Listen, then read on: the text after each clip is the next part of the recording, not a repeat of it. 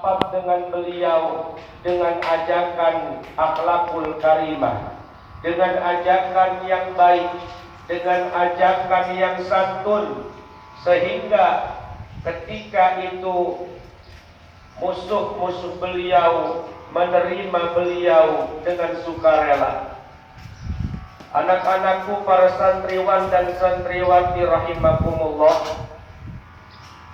kita sebagai santri memiliki tanggung jawab besar, yaitu tanggung jawab meneruskan tongkat estafet, tongkat perjuangan para pendahulu kita, guru-guru kita, yang mereka telah mewariskan keyakinan yang mantap, telah mewariskan ilmu yang mantap.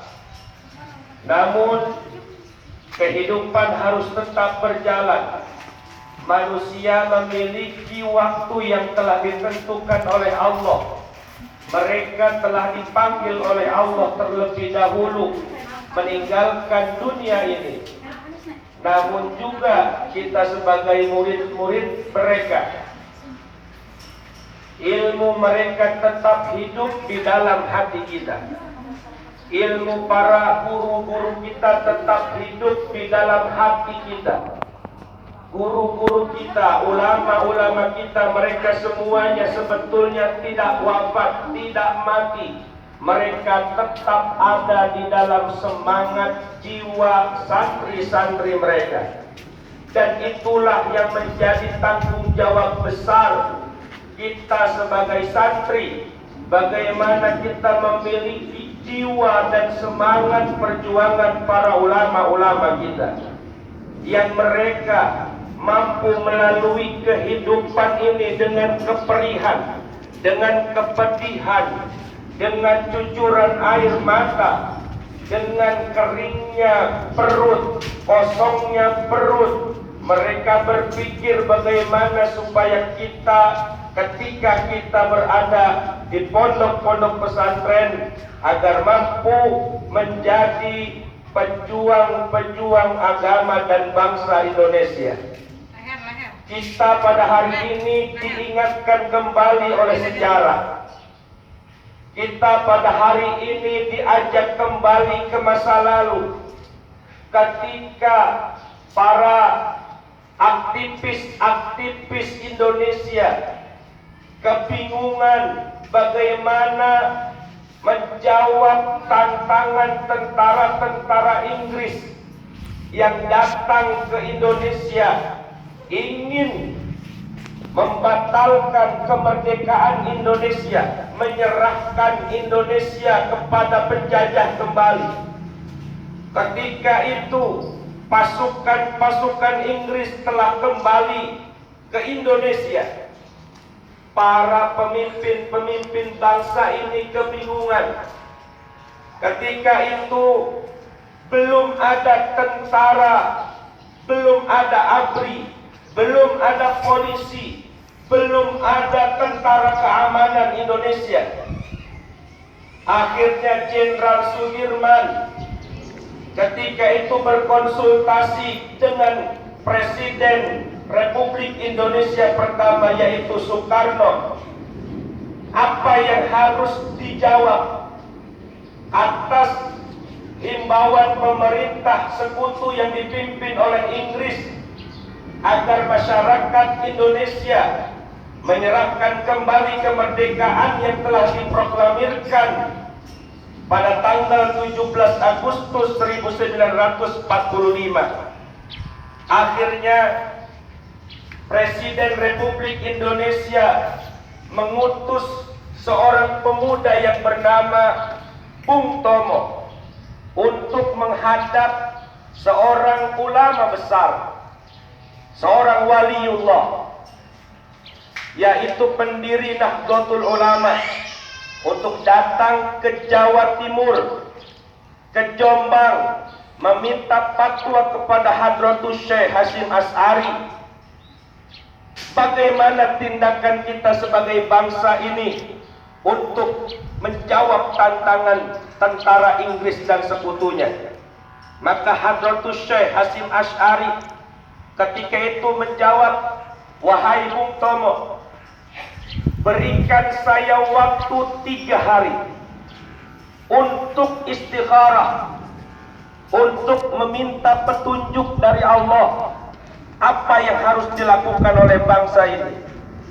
Hadratus Syekh Hasyim Asy'ari ketika malam itu sholat istikharah, beliau zikir, munajat, taqarrub. Beliau meminta petunjuk, bimbingan dari Allah. Apa yang harus beliau jawab? Beliau pun berkonsultasi dengan ulama-ulama yang ada di Indonesia ketika itu. Alhasil 3 hari selanjutnya beliau pun dengan tegas menjawab bahwa mempertahankan Indonesia wajib bagi seluruh umat Islam. Semua umat Islam yang sudah akil balik wajib mengangkat senjata perang melawan penjajah sekutu yang ketika itu mengancam ingin membombardir Surabaya kalau tidak mau menyerah. Itulah kemudian yang dinamakan dengan resolusi jihad Nahdlatul Ulama. Maka disebarkanlah resolusi jihad itu oleh Bung Tomo ke seluruh pelosok Jawa Timur terutama, bahwa tidak ada jawaban lain. Setiap laki-laki yang sudah akil balik wajib melawan penjajah Inggris dan sekutunya. Jadi para santriwan santriwati rahimakumullah, bangsa kita ini Indonesia dibangun oleh para waliullah. Bangsa Indonesia kita yang kita cintai ini didirikan di atas istikharahnya para ulama. Tidak main-main, tidak sembarangan, bahwa Indonesia ini negara di dalamnya terkandung banyak kekayaan alam.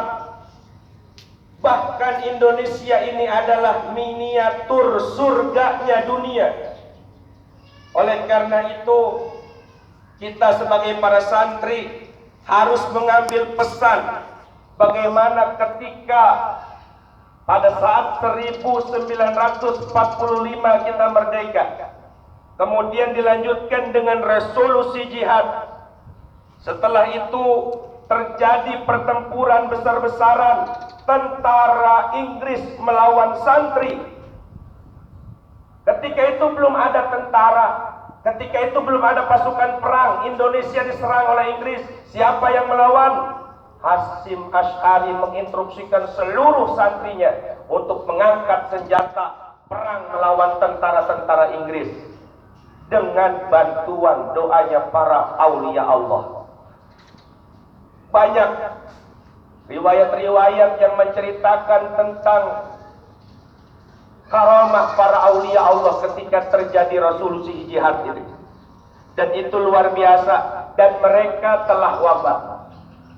Guru-guru kita, ulama-ulama kita telah meninggal dunia, namun semangat mereka tetap ada di dalam hati kita sebagai santri yang kita harus meneruskan perjuangan itu. Oleh karena itu di pesantren kita semua dibimbing, kita semua digodok, kita semua dilatih agar mau hidup melawan hawa nafsu kita.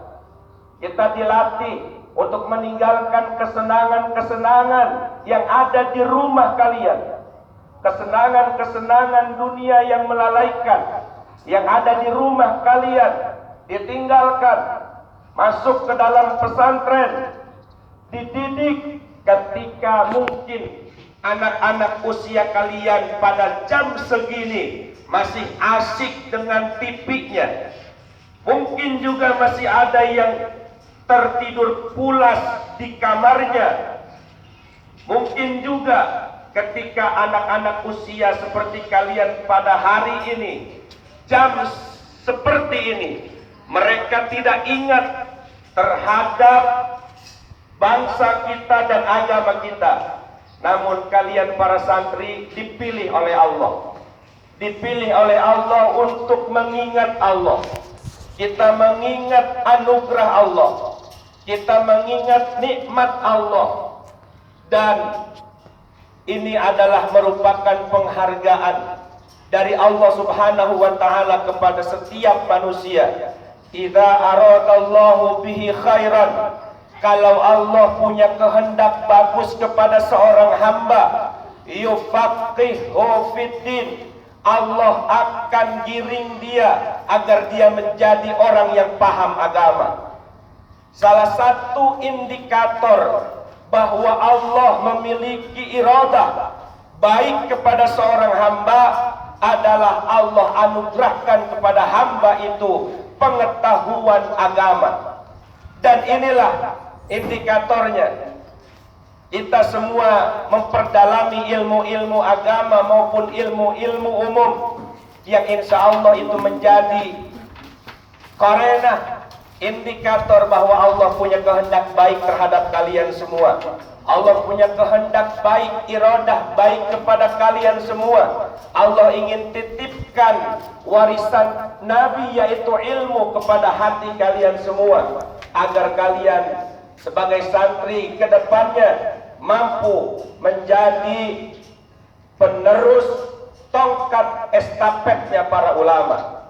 Dan kita sama-sama berdoa mudah-mudahan para pejuang-pejuang bangsa ini, para ulama-ulama kita, seluruh pahlawan-pahlawan yang gugur untuk memerdekakan dan mempertahankan kemerdekaan bangsa kita yang beragama Islam, mudah-mudahan mereka diampuni oleh Allah Subhanahu wa taala, diterima amal ibadah mereka dan ditempatkan di tamannya surga Allah Subhanahu wa taala.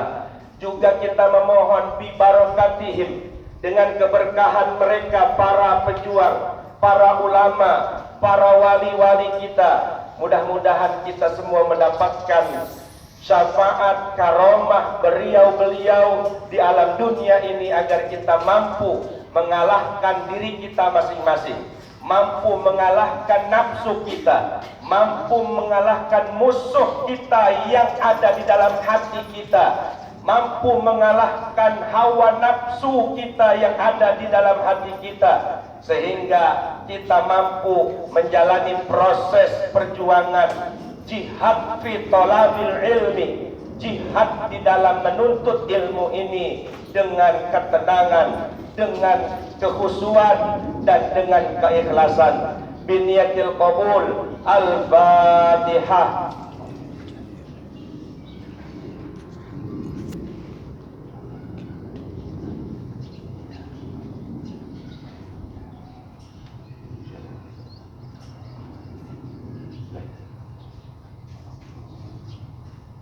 Sama-sama kita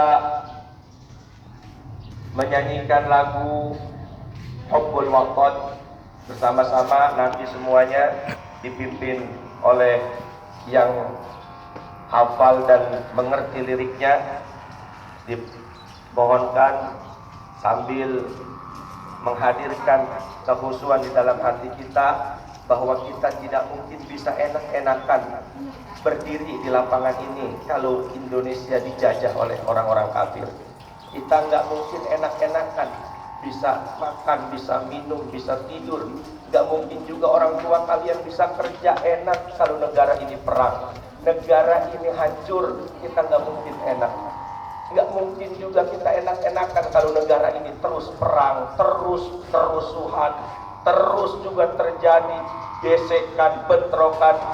Tidak mungkin kita akan enak-enakan bisa tidur pagi, tidur malam, makan setiap waktu, jajan, main. Itu semua karena anugerah Allah dan perjuangan mereka, para ulama-ulama kita. Oleh karena itu, ketika menyanyikan Hubbul Watan dengan semangat dan hati yang khusyuk, mengenang bahwa kita tidak mungkin bisa enak kalau tidak ada perjuangan mereka, para pejuang kita memerdekakan dan mempertahankan kemerdekaan ini. Kita bayangkan negara-negara Timur Tengah yang hancur lebur Timur Tengah yang perang terus sampai anak-anaknya nggak kenal Al-Quran, nggak kenal alif, nggak kenal ba, nggak kenal kitab. Karena bagaimana mau ngaji, orang perang terus. Tiap hari, tiap detik bom lewat di atas kepala mereka. Negara mereka sedang hancur lebur. Bagaimana mereka mau ngaji? Kita bisa ngaji, bisa sholat karena negara kita ini aman, tidak perang. Demikian kurang lebihnya, mohon maaf. Mudah-mudahan kita semua diberikan keberkahan oleh Allah Subhanahu wa taala. Amin ya Allah. ASN pada hari ini. Usikum nafsi bi taqwallah. Wallahul muwaffiq ila aqwamit thariq. Wassalamualaikum warahmatullahi wabarakatuh. Siap, siap, gerak.